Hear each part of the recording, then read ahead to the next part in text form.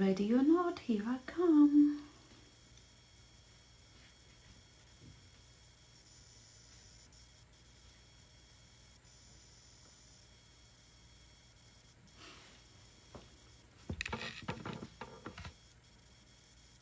Anya. Hello. Hello, ladies. I'll wave to you. Just waiting for the speaker. Where is she? I hope you had a Tuesday. I lost one day on travel yesterday. Hello, Anna. So I'm waiting for Yasmin to join me and we will start.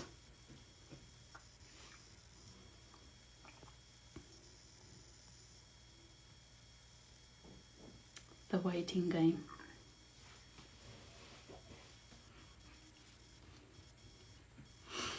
Hi, Samirella. Everyone ready for the Easter bunny? I hope you all do. I'm so organized at the moment. I'm doing a spring cleaning. Just got in the mood of going through my wardrobe and stuff like that. So let's see. I will hold you for a little bit longer and see if she's there or not.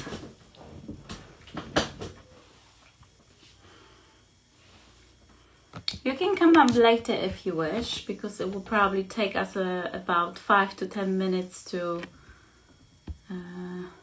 get the wheel going. And she's not showing up yet, so let's see. Where is she?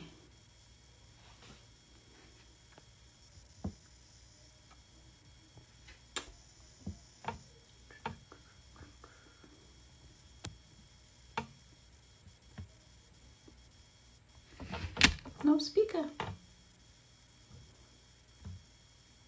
Yeah, sure. Yeah, if you have to go, go, because I'm waiting for her. So feel free to pop in and out. That's fine. Thank you for your support anyway.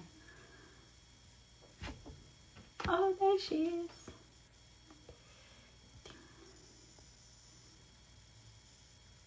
Okay. Let's start. Hello. Hi, how are you? Good, and you? Very well, thank you. Sorry about the mad rush. I literally jumped off a session to go on here. No, that's fine. I was like chatting to people about like, oh, are you ready for Easter bunny? It's more like I'm ready. No, not really. Thank you for joining me. So I will Pleasure. kick off with this one. So you're already in the flow, I reckon. I'm just going to pop my headphones in. Bear with me, That's because fine. there's a little bit of background noise here and I just want to hear you clearly. Lovely. Okay, that's a bit better. Okay, great. So thank you for joining me. Pleasure. If you would like to tell everyone who's listening to us a little bit about yourself, what you do, as I know what you do. Okay, so I'm an intuitive guide for life and business, which basically means I'm an energy worker and reader. I can read people's energy internally, externally, around absolutely all aspects. In fact, I can read the energy of everything, whether it's a physical or a non-physical, and that includes land, furniture, the whole lot. Only because I taught myself to do it. So I read the energy of many things, but basically I read the energy to help people move past or move through stuckness.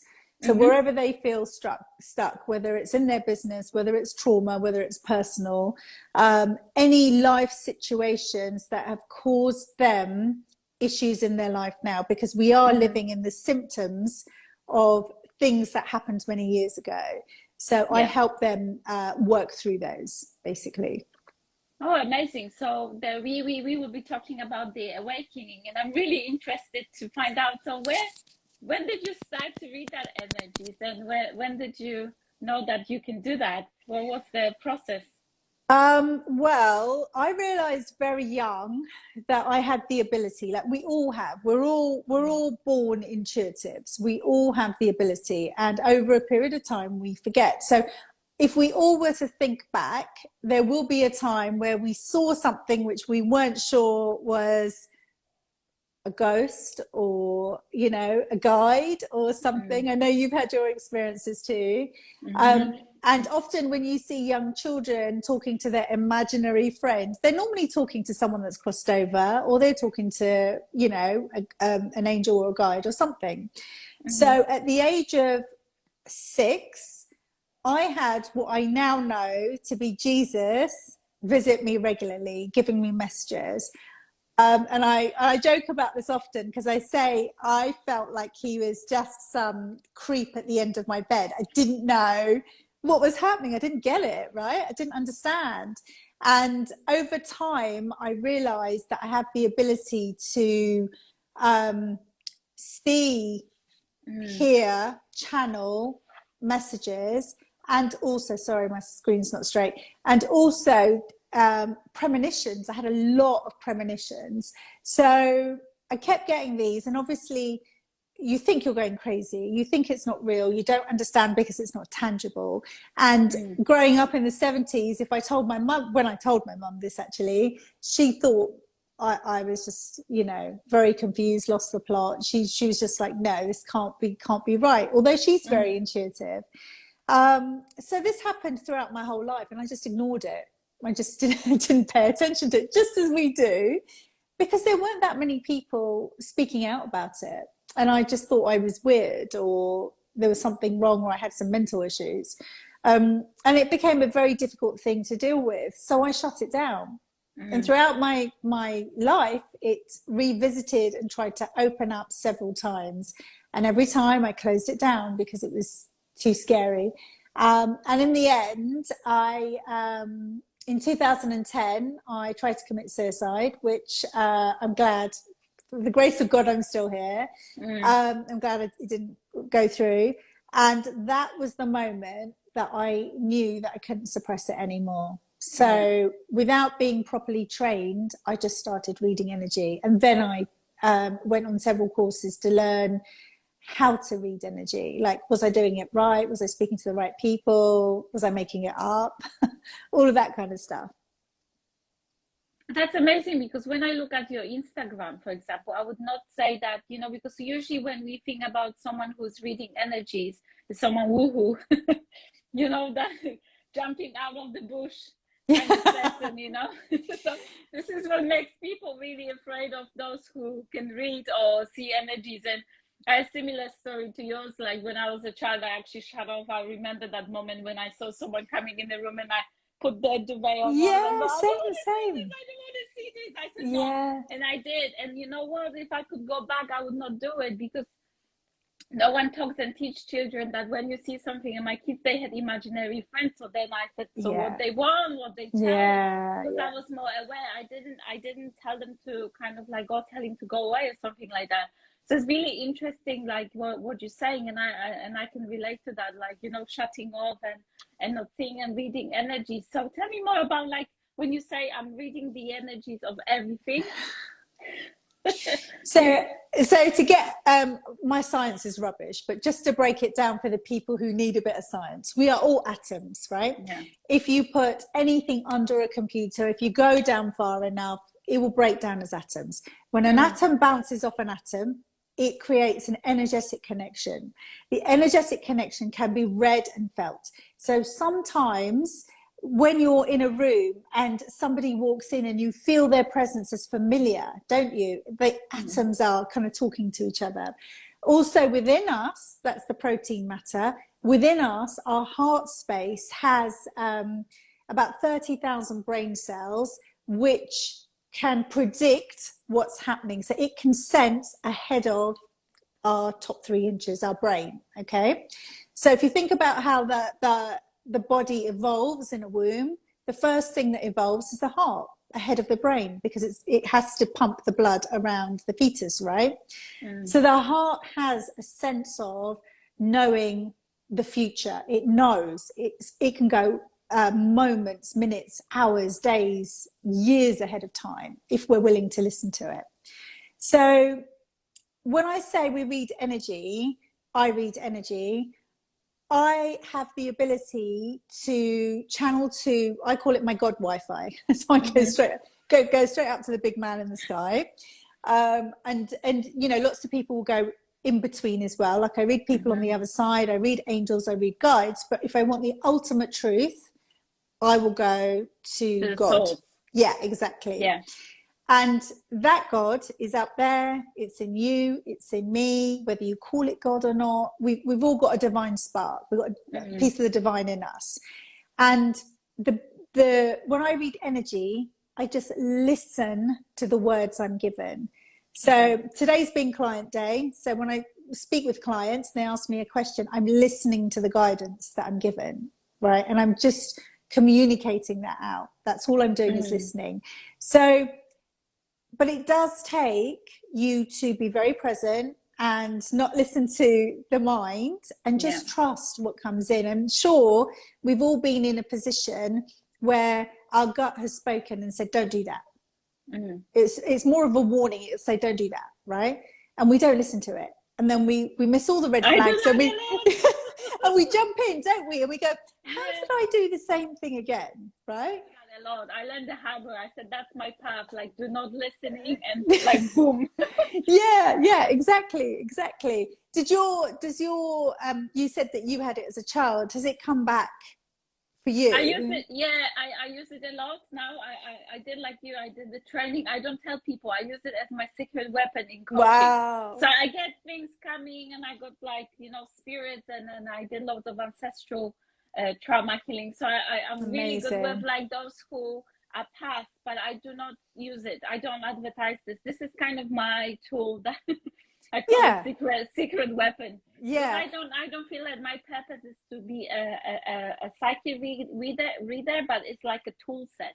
So this is what makes 100%. me, you know, the authenticity. And I love how you've done that, because when I'm helping people in business, they believe that they're meant to be a psychic reader and an intuitive and tell people the things. And actually, as you said on my Instagram page, yes, there's some woo-woo stuff on there, but I'm very practical. Right? I want it to be easy. I want it to be simple. I want to simplify the process. I want people to get it. I want everyone to do it, because we all own it, right? Yeah. I'm not gifted. I'm not unique. I'm more practiced. That's all it is. And each one of us has this, right? Yeah. And when they go through the remembering and they're like, wow, I can do this, or I can hear the messages and I should be telling people, they think that's what they're supposed to be doing. And I do believe the way that you're using it is perfect. Just make it fit into your world, you know? And it's our own inner guidance system that helps us and others. And you don't have to shout about it. And there's something actually really lovely that you don't do that, you know? Because everyone thinks they're meant to.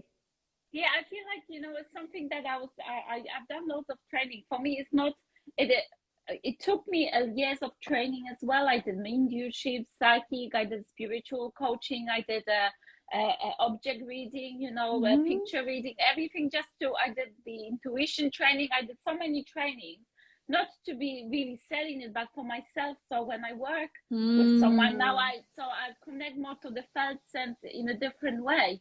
And more in that zone, that, you know, I get better results.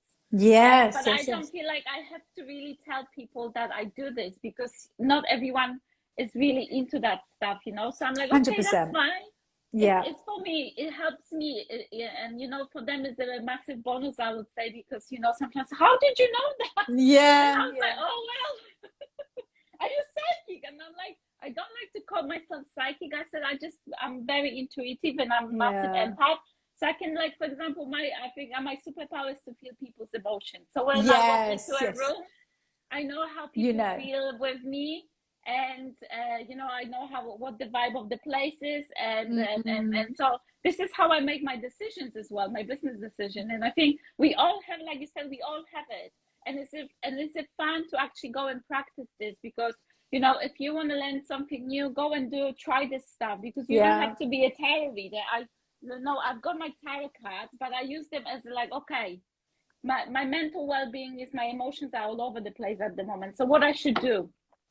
So I grab the cards, shuffle, and it grounds me and it calms me down, because I kind of have that for my brain as well. It's like the messages, and I'm not really good tarot reader, but it's for my mental well-being, for me, knowing that what I do, okay, and the questions that I ask, what's the wisdom, you know, what's the kind of what's the message, and I don't do it for a client, I do it for myself. And I think it's something that, like you said, is like having that different kind of support of it's sometimes validation as well, isn't it? Validation that what you were receiving or thinking is right, especially when there's head stuff going on.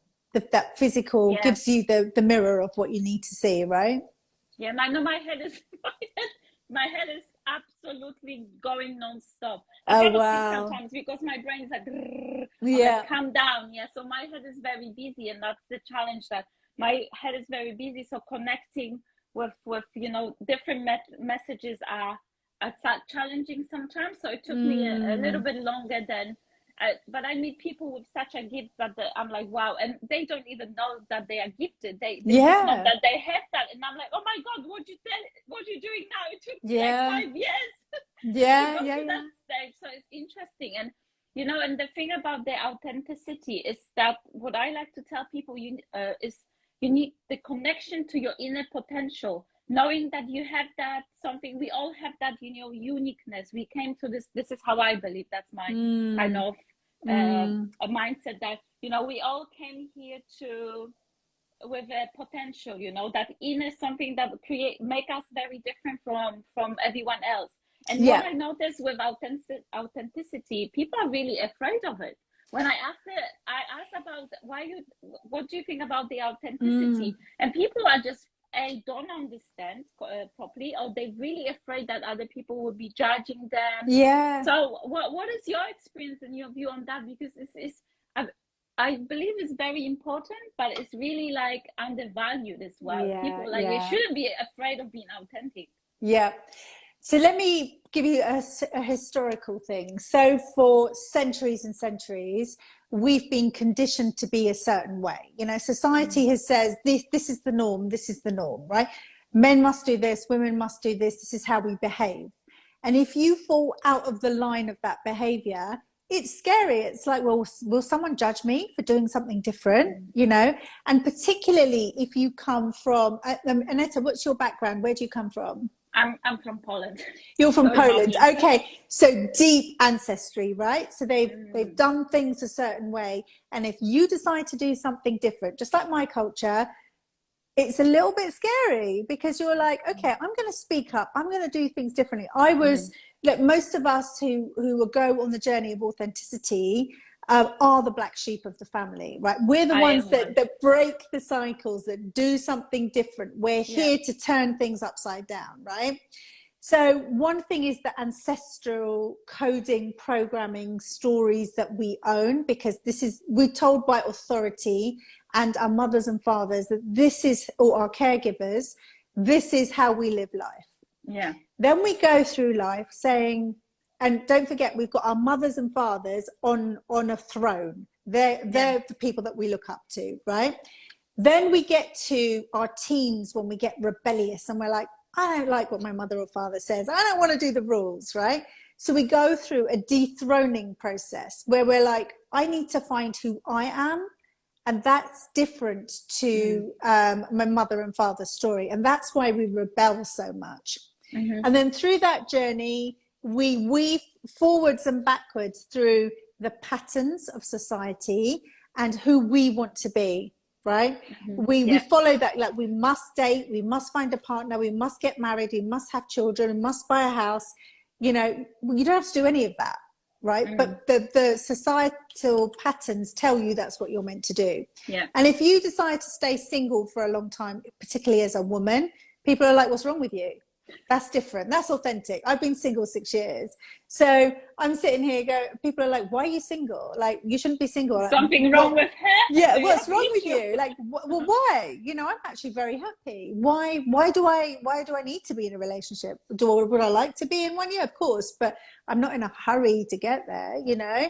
I'm very independent. So when you start breaking the societal norms, you start reclaiming parts of yourself because you're doing it for you, right? You're saying that thing that everyone's done in my family, all the women in my family have agreed to have arranged marriages and stay at home and bear kids. That wasn't me. I broke that in my family. I broke that cycle. So I did it, my brother did it, my sister did it, and that just changed our family completely. Because that did not align with me. It did not feel good. And authenticity is what feels good for you, right? What currently feels good. And the thing that felt good yesterday or the day before might not feel good today. So it's a constant self-reflection of what feels good for me today. What's my authenticity look like today? And because we break out of that societal norm, we're worried about how we will be judged about being different. We're worried about how we'll be seen, whether people will disown us, whether people will say, you're not like us anymore, we don't want you here, you know? There's a lot to contend with when you decide to stand out differently. So as a married twice Indian lady that should have had an arranged marriage and lots of grandkids by now, I'm a disgrace as far as my family is concerned. Not my immediate family, but my external family. Yet there's so much love for my parents, who I create so many issues for, breaking out of this cycle. But they get a real version of me. They don't get the version that's still signing up to this narrative and is resentful of it and is feeling annoyed and angry and in suppression. They're getting a fulfilled, happy, full person with a personality that's totally mine, that's not running programs of their mother or father, not adopting their mother-father story. I dethroned them. I was like, right, I'm doing me. And that's why people in their 40s, which tends to be the biggest age group, 40s, 50s, 55, say, that have spiritual awakenings or rememberings, as I like to call them, start remembering who they are. Because at that age, they get to that age and they're like, I've got married, I may have split up with my partner, I've had the kids, I'm not really in a fulfilling job, I'm doing a 9 to 5 that I don't really like, I'm going to go find myself, right? But what they're actually doing is they're remembering who they actually are, the true self. And I'm really irritated at the moment because the narrative is you've got to be the best version of yourself. And I'm like, no, stop that. Stop chasing something that's in the future. Just connect with who you are now, because that's not broken. It's perfect. We've got to stop peddling the story that we've always got to be better. Because if we just claimed who we are, you would find so much contentment just in that, rather than looking for a better version, a more connected version, or I must do this, or I need to do over there.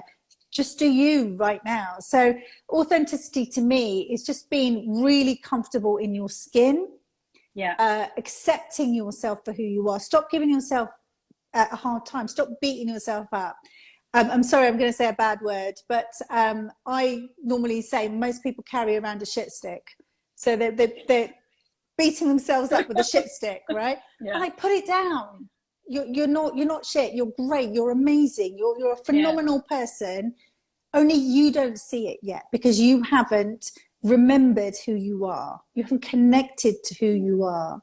So it's like, even when I'm coaching people in business, the first thing I say is, like, what skills and talents do you own? What do you own right now? Let's get to know you. And even if you think even if you don't know you, let's talk about you. Like, what do you own? What do you have right now that you have to offer the world? Never mind, I need to do more and better, because you're already so perfect. You just don't see it.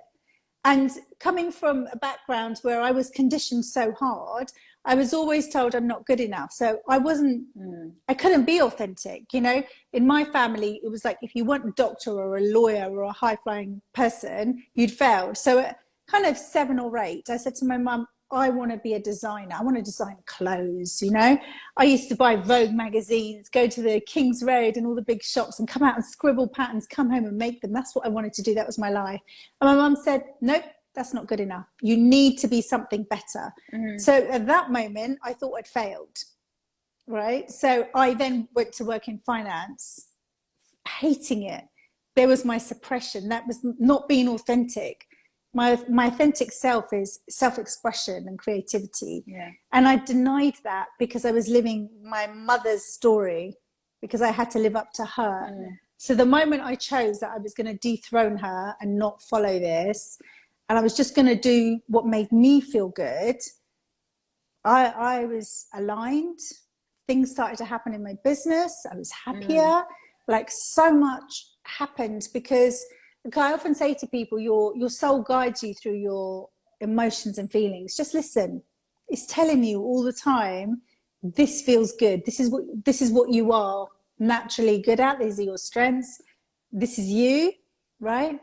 But we're beating ourselves up about something we think we should be. So authenticity is just feeling so comfortable with yourself, you know, and I mean physically when you look at the mirror, in your mirror. And look, I'm heavier than I should be right now, but I'm not hating on it. I've put the shit stick away. I know, I look at myself and I go, at the very least, I have acceptance for this amazing body, you know? Yeah. I have acceptance of what this does for me. It, you know, I breathe without asking it to. My heart ticks without me putting any pressure on it. It does for me so much already. So at the very least, if you can meet it with acceptance, even if you don't love it, you know, you're claiming parts of yourself, and the more you claim back, the more real, the more you find yourself, the more you remember who you are. That's a really long-winded answer, Aneta, but that's that's brilliant. That's how I feel. Yeah, the one thing, like today for me was like, oh, what I'm gonna wear, and I was like, should I wear a shirt? And I was like, oh, Aneta, come on. But you know, there's that pressure about. I said, oh, I'm gonna heavy metal t-shirt, which I really don't wear. But I felt so drawn to it. I said, oh, I need this t-shirt on my life today. You know, I need to do my hair different because this is how I want to look today, and it feels different. So, like you said, authentic is just you do and wear and dress and do things like you feel like, well, I want to be this person today. And what I found, especially in business, the pressure of looking professional. And I've been told so many times by someone, if you want to look professional and I don't know, posh, and you don't go to a posh places and look rich, you're not gonna reach anything in your life. And I was like, what? So what, I'm supposed to be fake every day? So showing that my life is perfect, that, you know, I'm so fancy schmancy. And I was like, and this is the pressure that is so heavy to lift. Because I mean, your life is very different. I don't know where this crap coming from, but this is how it is. Yeah. You know, and I've seen people falling, and I did that as well. I just fell into that, and I was really unhappy. And then I was like, okay, I do my way. Maybe it's not the fastest way, but it's still mine. But I still see people doing it, and it's really upsetting that there's a world created by, you know, the sugar-coated Instagram. Yeah. But, you know, I have to say, lots of people are being a lot more real. So lockdown was phenomenal in a way that we saw people without the glamour. We saw people in their lounge clothes, in pajamas, hair up, you know, doing Zoom calls in a nice top, but still sitting in their pajamas. We saw the reality, right? Yeah. So the shift that we had in lockdown was great because we could see people for who they are. Now, look, some days I wear makeup, some days I don't. Some days I do my hair. Sometimes I walked out the gym and I jump in on a lot. I don't care. I don't care. Yeah. Because if you get me, you get all my personalities and all my faces, right? I'm not bothered about who likes the way I look and who doesn't. And I've been criticized as a woman for bearing too much flesh, for having cleavage, for not wearing makeup, for wearing makeup, for looking too glamorous, for being too much, from everything. I don't care, you know? I'm like, look, it took me almost all of my life to love myself. You're not going to now be judging me and me listen to that, right? Yeah. And I agree with you with the pressure, because when I turned this into a business in 2016, I remember being with lots of people who were like, oh, you need to hang out with, you know, I remember going to a networking thing at the Bulgari Hotel, right? Yeah.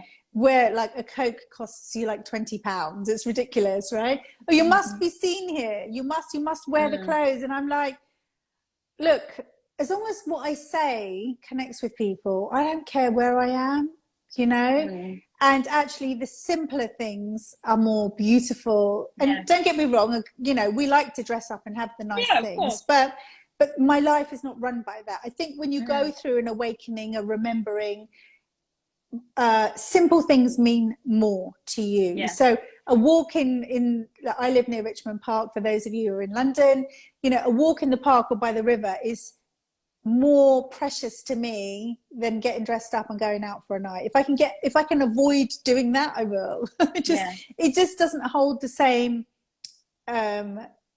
attachment, rigor, attention for me like it used to, you know. It just, I have no interest in that anymore. So, you know, I'm probably going to end up being the woman that lives in a hut in the woods with 20 dogs.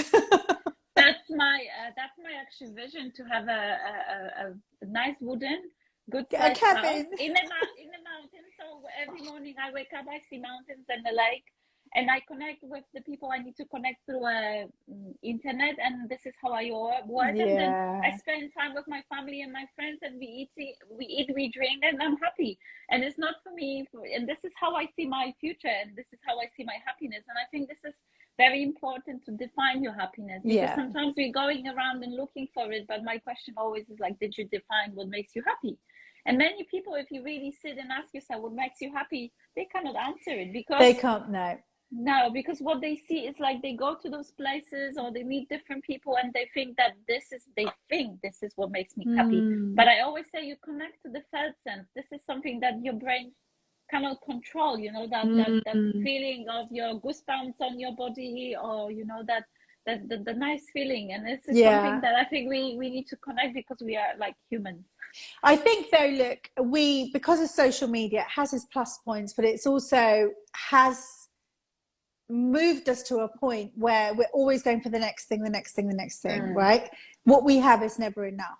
It's instant gratification. You go on social media, it gives you a dopamine hit, right? You go and buy the handbag, it gives you a hit, and it's temporary and it's short-lived. But as you say, if you find what makes you happy, that lasts a lifetime. There's such a difference, you know. And to say, look, I came from a background where I've had no money, I've had a lot of money, I've had barely anything to my name, I've had the designer goods. You know, my ex-husband rocked up one day with a car that cost £120,000 and said, here's your car, there you go, there's the keys. And I was like, wow, okay, I don't deserve this. So I've had the whole scale, but the simpler my life, the better, because you know, look, always searching for is a state of being. It's the state of being that any activity, person or thing gives you in that moment. And if you can cultivate that for yourself and you become self-sufficient, you can become pretty dangerous, because you don't actually care what anyone thinks. You don't need the world around you. You opt out of society, right? And you cannot disrupt a person that's like that. So the more you reclaim those parts of yourself, you become harder to put toxic behavior on, to cause trauma, to disrupt. You all be controlled. You become harder. So that's why now an awakening and authenticity is so important, because those people are doing their own things on their own terms for their own happiness, right? Yeah, I'm one of them. You know, I feel like this, what you said is so amazing. You know, we need this awakening, this authenticity, and I like to remind people about it, that this is so important in our life to connect to that. And one important bit, what you said about, you know, your parents sitting on the you know, the throne, you know, and getting out of that. This is something that I studied for many years as well, and using my coaching, is the family dynamic, meaning that, you know, you're releasing yourself from you know, you said the women lineage, you know? Like all my women in my family, all of them were with children. So first thing, when I said to my mom, I'm going to work, she was like, who's going to stay with children? You know, you are the mom, you have to be at home. And that's a heavy burden to carry as well, because, you know, those days women are very independent. You know, there are women who have many children, they still like run businesses, but the mindset and the ancestral, you know, idea about the women has to be at home, you know, provide for the children, you know, you don't go out, you don't socialize. And I see more men staying at home, especially after COVID. I think COVID was brilliant time for awakening, because I said those people who really decided, I'm not going back to my work. This is like my husband. He was chef for over 20 years. He said, I'm not going back there. And his was like, please come back. Like, no, I'm not cooking anymore.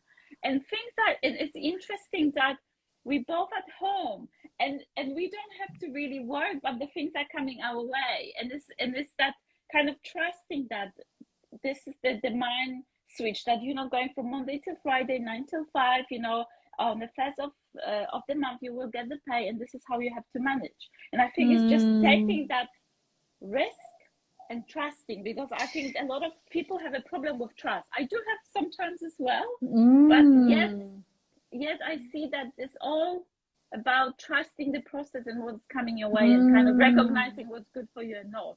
That's really well said. And actually today I did a very short live on Facebook where I talked about trust, because the lack of trust really does stop you fulfilling so much joy and happiness, okay? Because we're worried about, oh, should I be doing this? Is this the right thing to do? And then you don't do anything, right? And the interesting thing was somebody said to me a while ago, and please use the word God as it relates to all of you. Somebody said to me the other day, is how comes you have so much faith? And I said, I've been through so much trauma, but yet I'm still here. I have so much faith because I have a great roof over my head. I have a great income. I have great people around me. God delivered when I listened, right? When I listened to, I call it the inner sense, right? When I listened to the inner sense, the inner guidance, and I acted upon it, he delivered, right? My manifestation is crazy. When people put things out there about, I need to manifest money, I'm like, you really don't, because I've got so much stuff that I haven't even paid for, that just like a car and things just end up in my possession. And I'm like, well, how did this happen, right? And I'm not, you know, it just happens before the thought is there, and then it's already in my reality. So with regards to I've completely lost my train of thought because I've gone all the way around. We were talking about, I got stuck on the mind. Trust. So there we go. Sorry. I just go on this journey and forget where I am. Trust. Okay. So if you don't trust yourself, you're also saying, I'm not present. If you don't trust yourself, you're also mirroring that your soul is not fully ensconced in your body, right? If you don't trust yourself, you're also giving your power to someone else, right? If you don't trust yourself, it's not living here, it lives elsewhere, right? It doesn't belong here. So if it doesn't belong here, how can it receive? How can things land with you? So the first thing I'm always saying is, when I say to people, what's your earliest memory of not trusting a situation or not feeling safe? Our primal driver is to feel safe. If we do not feel safe, we will not trust ourselves. So if we go back to the point of where that feeling was born, I guarantee you it's going to be at conception, in the womb, or before 3 years old. I would say 99% of my clients, that's where it is. So they're not even aware that they don't trust themselves, but they run life looking for external affirmation, validation, because they can't see it themselves, because they're not willing to be present, because they can't trust themselves, because they're not safe. Everything will come back to safety. Everything. I do not feel safe, right? I don't deserve it, because if you check belief systems, you will find things like, I don't deserve it because I don't exist. You don't exist because you're not in your body, right? Because the moment you have trauma, you kind of, a little piece of you jumps out or gets stuck. So you're not living a fully soul-aligned life, right? Yeah. So unless you claim those parts and remember who you are and do the healing and work through the things, you don't become whole. And unless you become whole, you're not going to have trust. I really trust myself. Yeah. I would say that I probably have a wobble every now and then, but it's easily resolved. It's not a big deal. But trust is such a big thing for so many of my clients, that I don't trust the words I hear when I'm channeling. I don't trust that my guides are leading me. I don't trust my gut. I don't trust that, you know, I got the right message. I just think what you're actually not trusting is that you have the ability to carry it out. That's the bit you're not trusting, right? Just try it little by little, and then you'll build that in you. So, but the thing is, because we don't trust, we stay stuck. We don't even try it. That's the thing, isn't it? Yeah, yeah. It's about, yeah, this is funny thing. It's like, if you don't try, how do you know that it's good or not? And this is what shift my life a lot. Every time I've got something now, I don't know what I switch on, but every time I want to give up, I feel like a slap in my back. No, you're gonna do it. And I'm like, where's this coming from? So I think I must connect it to something that is pushing me. And you know, and then when you said the biggest flip about like not trusting, more I get those flips, then I'm like really wobbly after that wobbliness, and then I cry. My husband's like, what's going on? But I cry a lot, and he's like tapping me, he's like, cry, you let go. Then things are happening, and every time I notice that I'm getting emotional, I'm start crying, I get wobbly. After when I let go, there's amazing stuff happening. Meaning that's kind of the process of, because when we reach for something, and then you really towards that, there's uncomfortable stuff kicking in, you're self-sabotaging yourself, oh, you rubbish, people hate you, no one's gonna do this, you know, and there's so many yum in your brain. However, I noticed that, you know, every time I will kind of cry out these emotions and trust that, okay, this is happening, it's happening for a reason. I need to learn something about it. Take the lesson, move forward. Do not stop, because you know, you waste so much time, and we have only one life, and I think the life is so precious, more than ever, you know. And we have so many resources around us. We have like-minded people, we have places where we can go, you know. I think, like you said about things, like when you really want something and you know that is right for you, it will come, and it won't come maybe in the way that you think straight away will knock to your door, but you will come to you through the people, through events. And I think this is the fun. It's like you're getting the map, and you kind of have to follow the signs. If you follow them, and if you really tune in into it, your end goal will happen. What I notice as well, be really connected to that end goal. It's like not what, if you wobbly with what you want, you will get wobbly messages, you know, wobbly signs. But if you really want something, and I spent 6 weeks of like getting 100 pages book, what I really want in my life. And it's crazy because few weeks ago things are start going so fast. I said to my husband, oh my god, this book is working. So you know, the thing is, there is, you were limitless with it. You were like, I want all these things, right? And the universe is abundant, and the only limitation is us, right? It's happening because you dared to believe it could happen, right? You dared to think outside what your mind told you, and you were courageous enough to list all the things without feeling like it's too materialistic, it's greedy, it's unnecessary. If you want it, you want it, right? I mean, my thing is become more so now, is if you want beautiful things, have them, appreciate the beauty of them, right? If we can avoid mass consumerism, then great.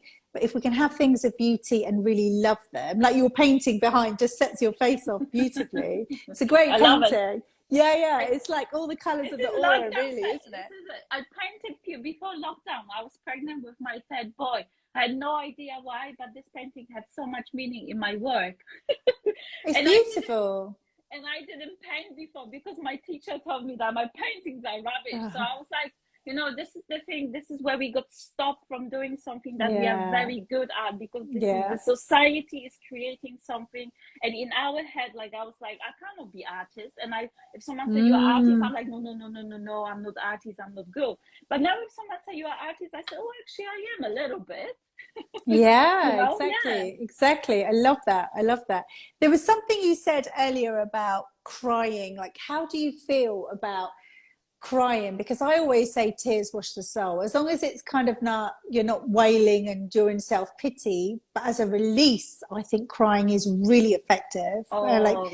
Yeah, you know, and people often apologize, oh, you're going to make me cry. I'm like, listen, I make everyone cry, just cry. I'd love it for you to cry. I'd really appreciate it. Let me hold space for you, because that pent up emotion has been there for such a long time for some people, hasn't it? Oh yeah, we are toughy, you know. I've been raised by a very tough mom who didn't express her sadness. You know, the emotions in my family were not allowed to, because you know there was a trauma when I was 5. My sister died, and my mom never even told us that we you know, I was 5 already. But there was so much secret around it, and the emotions were never expressed. You know, the only one emotions that is expressed in my family is anger. So we get really pissed off. But then, you know, the anger for many people is under the layer of anger. There's a lot of sadness, and sometimes the sadness is so hard because you know, if you do not express that sadness, don't feel it, people don't want to feel sad, but it's so releasing. So now I cry, like I cannot stop those days, you know. And if I feel like I have to cry, I cry. And I've seen in my clients as well that more they in the head, and there's a lot of emotions that wants to be expressed, and they're going like that, they're going around, the brain is like, you know, circulating. So that's the information for me. Okay, so inside there's a lot of emotions that want to come out, and I can feel them. So sometimes I feel, and I name them for them, and they release them. Because the funny thing about working with emotions, like I remember one woman, she was teaching me, and she said, "Oh, Aneta, what's the emotion?" And I said, "Oh, I don't know, I'm worrying." And she said, "What the worry wants from you?" So I kind of tuned in, and I was like, I asked the worry, "What do you want?" And then poof, gone. And I started laughing, and I was like, "That's it." And she said, "This is how we work with emotions." And I was like, "Oh my God, I got so many years of training, and this was like 5 minutes. That was 5 minutes. 5 minutes. Thank women, you. You know, in the room, you know. Thank you so much for saying that. Honestly, thank you. Because people believe that healing is a long, arduous, relentless journey where your emotions are on the floor all the time. And I'm like, who told you that? Who told you that? You know, like, first off, and I'm going to be very direct here, like, you're not special if you've suffered abuse. You're not special because you've had a toxic relationship. You're not special because you had a disease. You're not special. Get over it, right? Because you're depressed, Depression is the thing that people just hiding behind. I'm depressed. And I was like, yeah. And actually, all of these things that I've just said is that you are disconnected from your true self, period. And I talk as someone that has been sexually, emotionally, physically abused. I talk as someone that's had cancer, a major surgery, and other diseases. I talk about someone who's been in 4, maybe 5 narcissistic relationships. I talk about it as someone who has lost everything twice, you know. I lost absolutely, at my home, I walked out with 2 suitcases. That was it, right? I know what it's like to have gone through the struggle, but I don't sit in it, right? So when someone comes to me about me and I'm stuck and like, you don't know how it is. Like, my mum said this to me, right? In 2019, my mum got cancer, and she had 20% survival rate, right? That's it. And I was like, yeah, you got 20%. This is good. This is really good. This is amazing, right? We can make this work. Everyone else was mourning because she had 20%. And I was like, she's not dead yet. She's not dead yet. She's here. And I remember she was really poorly, and she'd got really grumpy because, you know, she'd had loads of treatment. And she sat there and she said to me, "You don't know how I feel," and gave me the whole pity thing, like, no one cares, la, la, la, la. And I just stopped for a moment, and I dethroned my mother at this point. So I could talk to her as an equal, not as my mother, who had put on a pedestal. And I stopped for a moment and I said, "Now you listen here, lady, right? I'm not the person to say that to, all right?" I said, "Because I've been through much more than you have, and I'm still standing here caring for you. So get a grip of yourself, own this journey, and let's get you well." I said, "Do you want to die?" I asked her the question. And she just sat there, like, and her face was shocked that I was asking that question. I said, "Do you want to die?" And she said, "No." And I said, "So act like you want to live, because your journey's not finished and we're not done. So pull yourself together and let's do this." And then every single day after that, we laughed. I bought her favorite food. We went down memory lane. You know, even when she was like tiny like a bird and she started walking with a Zimmer frame, I put "Go Past the Stripes" on it. We were laughing, right? I was like, if you're going to do life, we're going to reclaim it, right? Unfortunately, she's unwell again. However, my point is no one is special just because you got a bit of trauma. Everyone's got trauma. It's your perception of it, right? And when I tell my story and I tell people what I've gone through, they're like, are you sure about that? Because it's almost unbelievable the amount of stuff I've gone through. And I'm like, of course, you know. But as I say, the harder the path, the higher you are. Yeah. You're more evolved. You're here to bring that right now. So what I'm going to say to you is, if you are struggling with trauma, if you're in toxic relationships, got disease, feel displaced, no lack of belonging, you are the important ones here right now. Right. Thank you for that kind words. You're meant to be here. We need you. Right. So quit your moaning, pull yourself together, get the help you need. There's lots of people out there, you know, you and I are perfect examples, you know, and let's do it. Let's call people together. Let's do it, because you're needed. You're not here by accident. There's a really, I can't remember where I got this information from. So if it resonates, perhaps someone can tell me. I've read so much stuff I can't remember, and channeled so much. But if you think how big the universe is, and you think how many souls are floating around in the universe, right? Only 8 billion are on this planet. Only 8 billion. If the universe is as vast as we think it is, that's a microcosm. There's a waiting list to get onto this planet right now, right? People are like, I'm going onto that Earth thing because it's like a drama. I want to go in there and save that world. I'm going to go in and do it. So all of you guys that are here right now, you're here because you chose to save this planet. I'm telling you, you're not here by mistake. And the waiting list is huge to get on here. So when we're sitting in the wallowing and going, poor me, you know, poor me, and all of that, no, stop it right now. You are not here by accident. I can tell you that 100%. You come with individual power, all of you, right? Just remember it. Learn to remember it, because we need more people remembering. That's you know, I love what you said, because you make me laugh. Once I had a teacher and I said to him, I didn't want to come to this planet. He said, are you serious now? He said, you wanted to come here. You didn't want this place.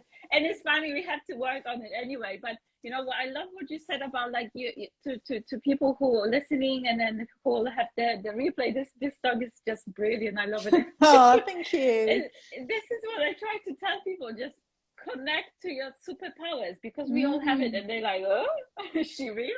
But yeah, it is real, because I believe that, you know, we need to kind of like, come on, wakey, it's time, you know. And I think more you really, and the work that we do, like you said, it doesn't have to be like years, like 15 years, 5 years, you know. It can be done sometimes in the one session. It's all up to you. There's no, that if someone says to me, I'm a healer, and I'm like, the thing about it is, like, you are your own healer. You decide, do I want to be healed, or do I know, or I want to reach a moan?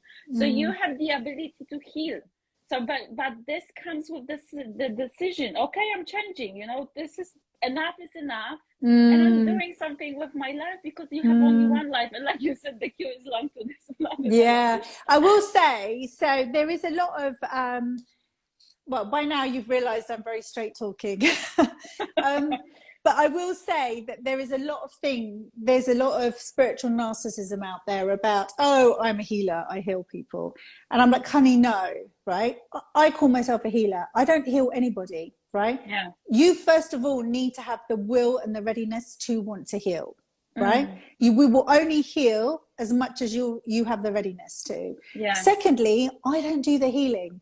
I'm the conduit. I'm the director of energy. I tell energy what to do, and it does the work. I hold the space. Healers do not heal, right? Yeah. We are containers to hold that energy, so that the person who has the intent to heal can heal. We just know where to direct it. That's it. Right? And one thing that what I want to mention as well is like, everyone have this set. You know, you're like the specialist. You have your tools. No one have them, because your family system is very different. Your upbringing is very different. Your experience is very different, which is your knowledge. And this is what makes you unique. And this is what we need to remember. So when you walk in a room where it's 40 coaches, don't have a hump and feel jealous, because it means that you need to work on yourself. because they are very different. What they're going through, what they're promoting, they have their tribe. And I tell to people, we are so different. Like, it's like billions of people. Are you able to solve these billions? No. So go and share. Sharing is caring, meaning that, you know, you collaborate with other people, you know, you do something together, you join the forces and help other people. This is how it is. This is the secret to all of it. And people are like, no, me. I'm like, no, sharing is caring. You give, you receive. And this is kind of the main thing that is so difficult to understand. Those things. However, I just want to really remind everyone that, you know, working on those gifts, you know, and the connecting. And it's like you always say, I always say that you are the lantern, you know, you the light. And, you know, you have the boat on the sea. The sea is like, if you know, shine your light, the boat will come your way. It's not the other way. You're not able to go to the sea. So you have to find your message. You have to find your uniqueness. This is how you attract the people. You don't attract people by numbers. Because this is for your ego. And when you start doing it, the ego will, you know, there's a blockage. So when you have that uniqueness in you and you trust that the correct people will come your way, they will come. Full stop. There's no rocket science to it. And if you see all these complicated master classes about this numbers, this is for ego talking. You need to really focus who I am, what am my limitation, and what I need to work on. And this is the that was my journey anyway, and it helps me. And it, you know, and it's just continuous work. Every time, you know, I see a limitation, I'm like, what's wrong? You know, not with the people, but what I have to work on myself because something is kicking off. And, you know, be grateful for the people that you're meeting in your life because they are reminding you about this. So they're not your enemies, they are your helpers. They're helping you. They might be pissing you off. They might be annoying. However, you know, with that, sometimes we need a little tickle. And that tickle will make you to do something. So I'm really, you know, the power of gratitude. But, you know, it's just not be grateful. Oh, today I'm the, you know, you have to really be honest about it. And I think that something like having that routine in your life, I mean, this is what makes you really where you should be. That's my goal. Yeah, I agree. The routine, 100%. You know, people stop doing the things that work because they work, right? Yeah. Regardless of whether I'm in a good mood, bad mood, healthy, unhealthy, you know, I talk about the 0 set point, which is a state of being in the middle, neither really high emotion or really low emotion, because it's the middle road, it's the balance, it's the yin yang balance, masculine, feminine, is in the middle, is all of everything but in the middle, right? And that's where you become an observer. That's where you talk less. Well, mind you, I love a good old chat, as you can tell, but you know, you talk less but you observe more, right? You notice and you spend your energy wisely, right? And the routine is super important, because I always say, like, so I have an online group called Soul School and they're all women, and I say to them every time I'm teaching, I'm like, here's my version, go and find yours. My version is not your version, right? Exactly. Here is a set of tools. Know yourself well, that if you feel low, you know how to bring yourself back up. You know what works. If you're overeating, you know how to bring yourself back, because that's an emotion that's out of control, right? If you are feeling lonely, you know how to self-fulfill. Have a toolkit, spiritual and wellness, where you know what to do. If you feel displaced, go for a walk outside barefoot, whatever it is. Right? I know if I'm not feeling at that 0, I have to go do something to put that right. Okay. And I don't stop doing that. So every morning still I connect, I journal every morning. I haven't stopped doing it. You know, I have a practice that I do. I'm very thoughtful about how I wake up and what I do. So if I don't do it first thing in the morning, I'll do it somewhere in my day. You know, I move, I connect, I do all of that. And that's what keeps me there. Without that, I'd be like this. You know what women are like anyway. Like, you know, men are just kind of linear. We're like, we've thought of this, that, everything around the side, up the front, and we've thought of everything, right? So we probably have to be more conscious of the work that we need, because we have many roles to fulfill. Not to say that men don't, they do. But I find through working with the thousands of clients I've worked with, women lose their identity much more than men. Okay, so we're trying to find who we are. We're trying to reclaim who we are. But the roles that women play, especially kind of now, we're so many things, particularly if you're a mother at home. You're many, many things, you know, or a father at home, okay? Or a father, you know, or anything in between, right?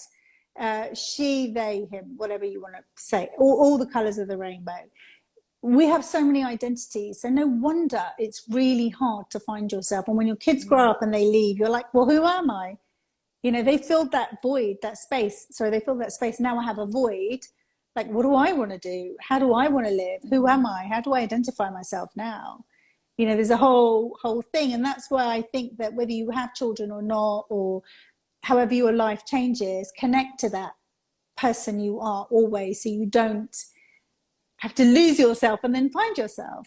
You know, there's always a kind of expansion, of course, and there's always change, but don't sacrifice yourself for the people around you. I remember many years ago, my daughter she was quite young at the time. I think she's about 13 or 14.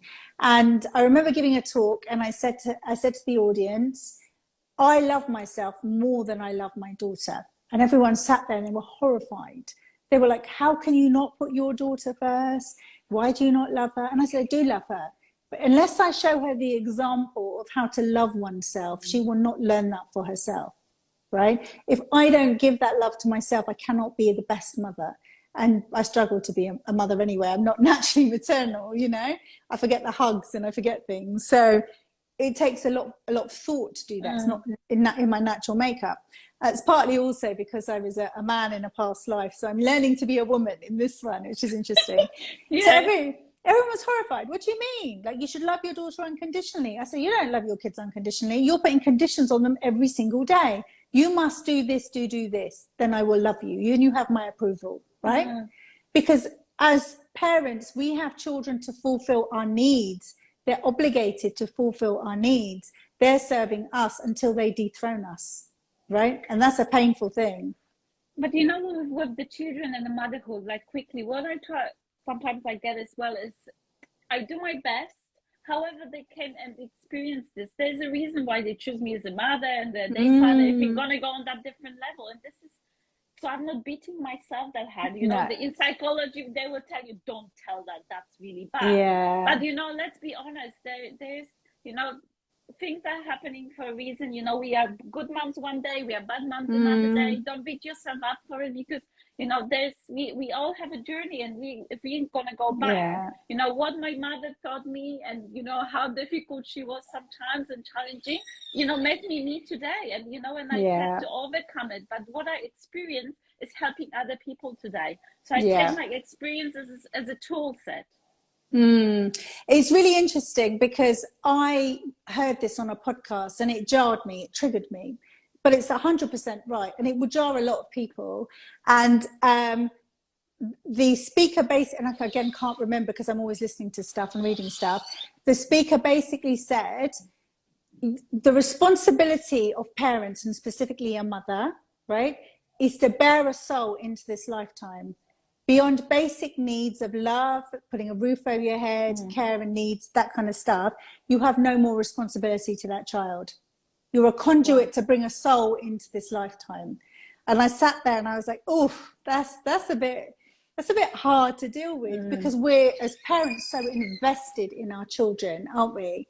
We're so invested. My kids just keep on walking in. Bless them. They just like suddenly appear. That's okay. Yes, it's coming. Sorry. Working from home. But this is it. You're calling them in, and then they appear. Exactly. So it's basically we don't have any further obligation, but the obligations are the attachments we put on children to fulfill our needs. And that's where it goes wrong. So I sat there and I was like, ouch. I don't really like what they've said, but they're true. It's true, you know. It is a long time before everyone will get that, because I think we live in a society, and that's very broad subject about the motherhood and spirituality and everything. And I think and we all have that reserved thoughts about it, because you know it's something different going on there as well. So I do absolutely agree with you. But sometimes I do like to remind myself, sometimes this one as well, it's like maybe this is what they need to experience, because, 100%. you know, it's like we do our best, so that for all the moms that are beating themselves up, you know, it's like, don't do it. Don't do it. Exactly. Look, you're doing as best you know how to, and there is no better, as in you do what you do. And actually, by overcompensating, you're probably not allowing your children to experience what they chose you for. So pull back, right? Let them experience. They chose you for a reason. Okay, so of course support them the best you can, but we don't have to overcompensate because of our lack. You know, authenticity. You know, this is what we talk about. You can be authentic mom. Just because your mom was this way, you don't have to be this way. And I'm very different mother than my mother was. Yeah, and same. I'm very different mother than my grandmother was. You know, and my children, they will be different parents to their children, and this is kind of giving. I like to give children a free flow sometimes. I think my husband got a little bit, you know, still a little bit like, oh, there's a danger. And I said, yeah, but you cannot predict something. And I remember one friend told me, oh, well, what if someone will knock your child by car? Is that fine? And I said, do I have a control over it? And I said, why are you planting the seed in my head that something will happen? Yeah. And every time, and this is a good thing for everyone who experienced that. Someone told me once, you know, if you feel like you're really worried, I repeat to myself, if I worry about my children, I said, my children are safe, you know,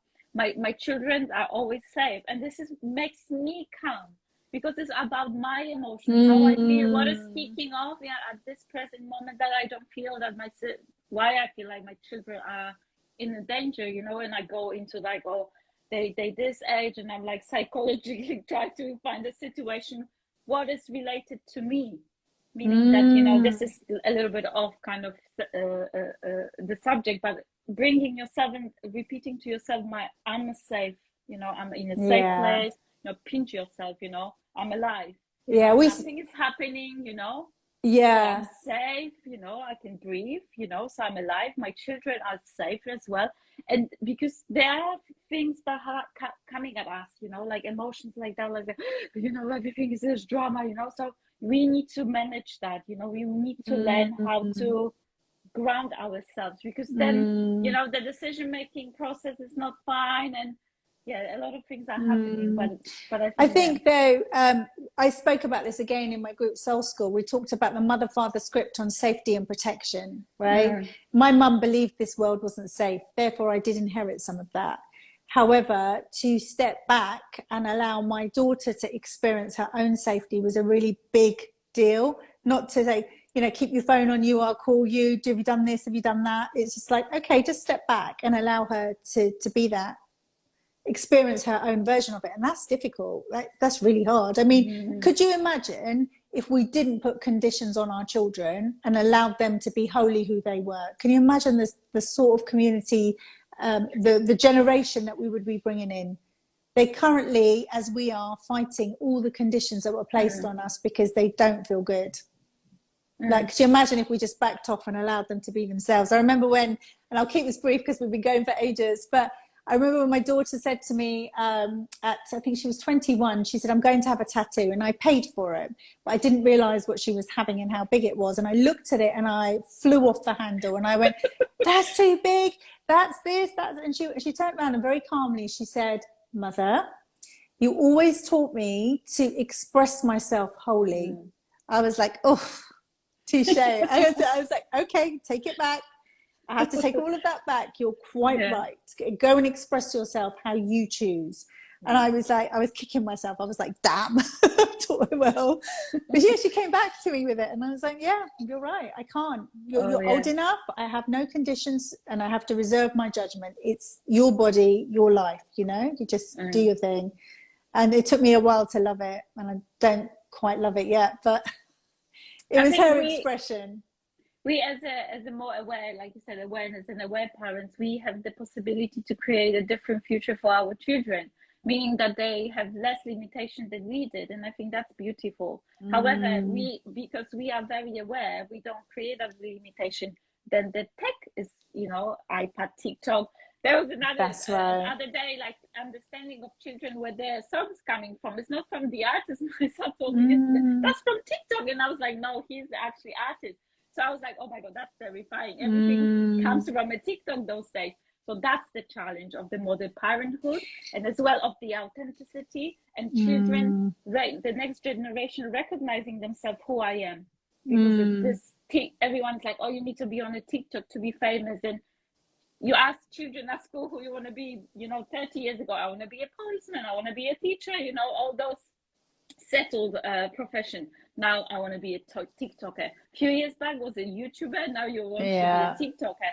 So that's something as well, the spreading awareness and talking about it, that more we are aware and teaching our children, and as well educating those little ones that things are not coming from a TikTok, or that doesn't come from a shop, it comes actually from a cow, things like that, because this is where we're losing the reality, I would say. The humanness, isn't it? The connection, And I agree with you. And I think, look, kids are going to do what kids are going to do. But if you keep the foundations there for them, like my daughter now is 25 and she's barely on Instagram, and she took off everyone she didn't know. She had a big following on TikTok and Instagram.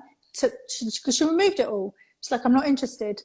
So unless I tell her there's something on there, she doesn't even go on it. So she's kind of got to a space where she's learning who she is and to find her identity because of the foundations I set with her about being true to herself, expressing herself in the way that she wants to, and whatever sexuality and whichever way, and that's hers, and I might not agree with it. And there's a lot I don't agree with, but it's hers. I don't own that.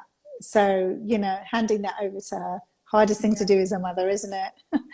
Handing it over to your children. No, mine are still little. We more free flowing with the youngest one. I think just because the different gap is very big, so we have a different understanding of the parenthood, and I can see that how different they are, which is nice to see. And so I'll just leave it here because we can go on another hour. I know. Going back to the subject and maybe just summarizing what we said about the awakening, the authenticity, because I feel like, even when we're having that conversations going head to head, and it's how we can then put this together so people have that better understanding, the awakening, that you don't have to be like a spiritual guru and, reading everything and be that psychic, and be authentic. How would you put that together to summarize? Okay, so very, very simply, if you don't know what authenticity feels like or looks like, then please just listen to your emotions. If something does not feel good, it's not meant for you. It's that simple. There's no magic formula, okay? If you feel dissatisfied, resentful, if you don't like where you're in, it's not meant for you, okay? It's wise to look at why you might be triggered, obviously, because it's always a reflection, to go and have a look at where you might be in something and not realizing it. So the pride gets in the way, pride, ego, whatever you want to call it. So as I said at the beginning, your soul keeps you in alignment, in your authenticity, in your awakening, in your remembering, through the emotions and feelings it sends you. So most of us, just to give you a quick example, you might be going on a first date, you see the red flags and you ignore them. Don't ignore them. Listen, just listen. Just listen and pay attention to the feelings. It's always guiding you. And if you did that, you will lead an authentic, aligned life. It's not any more complicated than that. And that sounds almost too simple, but no, it's the truth. I'm kind of like floating with what you said. I said, well, I love it because it's so simple. It is so simple. This is what makes us human. Yeah, exactly. If we all lived in our joy, the world would be a better place. Oh, that's it. Yeah. It's beautiful when you say, if something makes you happy, go for it. Yeah. And that's the kind of like, this is the easiest tool. Will it make me happy? Will I be happy if I go there? Yeah. No, and also, okay, don't go. I would just finally add, give yourself permission to do it, because no one's holding you back but you. Give yourself permission to feel joy, happiness, and to say no and to say yes, right? Allow yourself that. That's it. I won't have to, my health shut up now. Otherwise, we're going to go for. We'll go on and on. Yeah. Listen, thank you very much. I think this was pleasure. one of the most joyful conversations Oh, I had. thank you. I so enjoyed it. Thank you so much for your lovely questions, and everyone that commented as well. Sorry I didn't get a chance to read your comments, but thank you. And thank you for asking me, Aneta. It's an absolute pleasure to do this with you this evening. Yeah, I wanted to say thank you for everyone who commented. I could read your comments. So I was aware of it, so I just want to acknowledge that, and as well for staying with us for so long, some of you, amazing. And yeah, I hope that we can have more of those conversations, because they've been very joyful. In the meantime, you know, I would like people to, if they feel like it, to follow your Instagram account, because I think it's brilliant what you do. Oh, thank you. I hope that absolutely we can have more of those conversations, because I think that they are needed, and they're amazing anyway. Yeah, great. I hope it's okay to do a shameless plug. I actually do have a workshop about remembering your true self and talking about this whole mother-father script and dethroning and how you recognize your true self and your authentic self. So when are you doing it? It's on the 26th of April, and it's at 7 p.m.